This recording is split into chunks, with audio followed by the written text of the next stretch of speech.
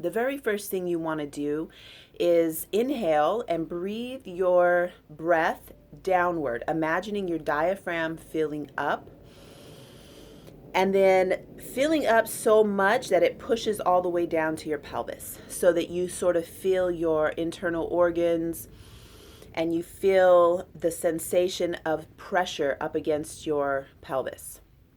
Then when you let that breath out, the exhale, you follow it all the way back up. You don't, I feel like people that I work with, that I see, I'm watching them breathe, I'm feeling their breath, and it's very much just up here. So the rest of the physical body is not being engaged and interacted with.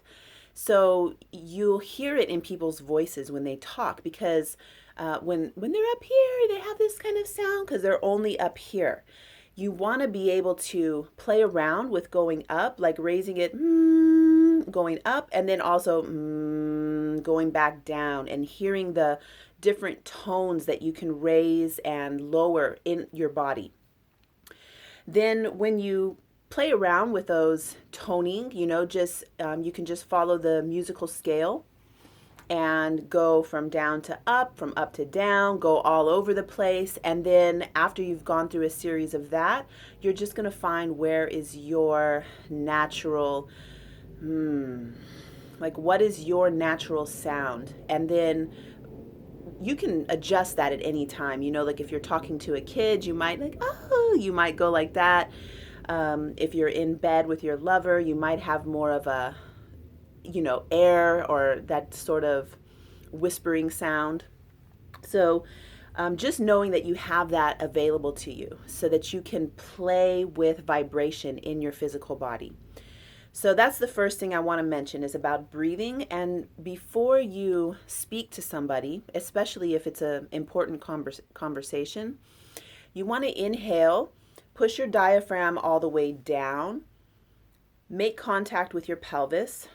Exhale, bring, feeling it raise, feeling the breath raise all the way back up into your throat, into your head region, not just your throat, but your thoughts and your, whatever you consider to be here with your ears, your eyes, your perceptive organs of the head. You have perceptive organs in other places of your body, of course, but maybe take a round of 2 or 3 of those breaths and really get into your body, and then come from that place to speak, to deliver whatever it is you're going to say.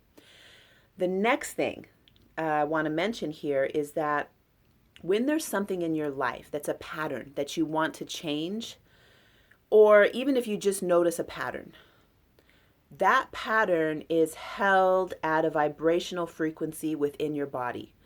So when I see somebody, or when you look at somebody, I don't know if everybody's going to have this same experience, but you can sort of get a vibe, get a sense. That's their frequency, that's their resonance. And sometimes what you're looking at actually will activate that same resonance within yourself. Not to say that they're doing that to you, that they're making you vibe at that certain level, but like tuning forks, when you bring tuning forks together, they'll start to vibe at the same sort of frequency. So what you want to do is be aware of that and come back to your center. Do that breathing exercise, find your sound, find your vibration, and then radiate that. Keep with that. So that way you're not absorbing the frequencies of other people and other things and the environments that you're in. And I had a lady yesterday who said that she couldn't go to certain places because it was bad energy.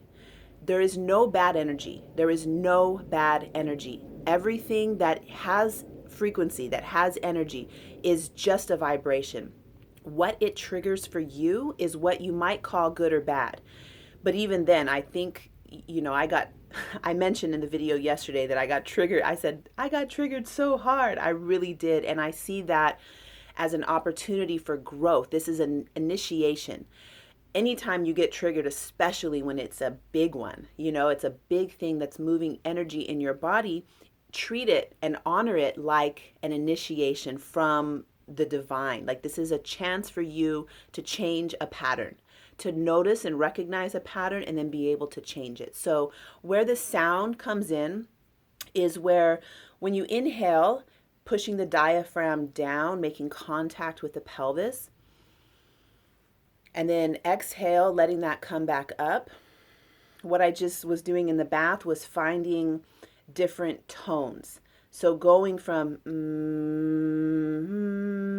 and raising the sounds throughout my body, finding where I could feel the vibration of those sounds. And then when I found a good spot, I just stayed in it and just kept doing the toning in those certain spots. So I'm pointing here because this is what came up in my body. I could feel it so much. And it's like, it's the trigger. It's what got triggered. And it has to do with, I'm not going to say what it has to do with for me, but letting my own sounds from my inside, letting those just hit, sort of caress and embrace that part of me, it feels so healing. It feels like the opposite of abandonment. It's like, I'm here for you and I'm going to be here, and being sort of saturated and soaked in a loving vibration.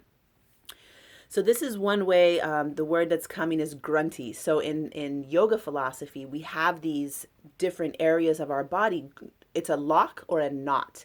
And what it is just energy, patterns of energy that have sort of, in acupuncture, one of my very good friends who taught me so much, and I'm so grateful for him, Aquilino, was saying that when you put the needle in a spot, it's sort of like freeing up where twigs and leaves and rocks kind of in a river where they pile up and sort of slow the flow of water, that our body has those too.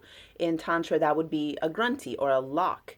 And when you pierce it, it opens and that energy can flow again. So with sound, your own sound from your own body, you can pierce those knots and free up a new, letting stuff flow. So in body work, it's the same thing, literally working on those knots, moving energy in the knots, and then releasing. It's not that I'm releasing, it's that working on the knot opens up the space for the energy to flow. So there you go, sound vibration, very healing. And if nothing else, if you don't do the work with toning on your body, at least practice taking that deep inhale in. I literally imagine coming in, like the breath coming in from the moon, cooling energy coming in. When I breathe it down, it pushes my diaphragm down, makes contact with the pelvis. On the exhale, it's the sun. It's the heating, warming, perceptive, piercing of solar energy leaving my body and going that way. So that's how I visualize it myself, like coming this way, the moon, and then the exhale going that way, the sun. So even if you don't do the visualization of the sun and moon, you please still try just pushing your diaphragm downward instead of going this way.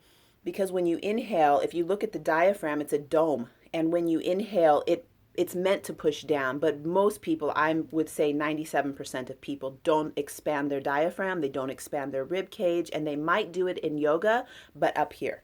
So you really want to feel the lower portion of your rib cage expand, and you want to feel some contact with your pelvis. So there you go. Thank you so much for watching the Bath Time series. I'm sure that I have a lot more coming, so subscribe to my channel, like the video. Leave me any messages. I always answer, and I love interacting because it really helps me to grow. I want to learn more. Even if you have some bad thing to say, like somebody called me a feminist, which I was like, what? I'm not a feminist. I'm not a feminist, but I was just like, wow. Anyway, it was really good because it gave me something to play with. So if you have some criticism, I welcome it all. It's all for expansion and growth. So thank you so much. I look forward to connecting with you soon.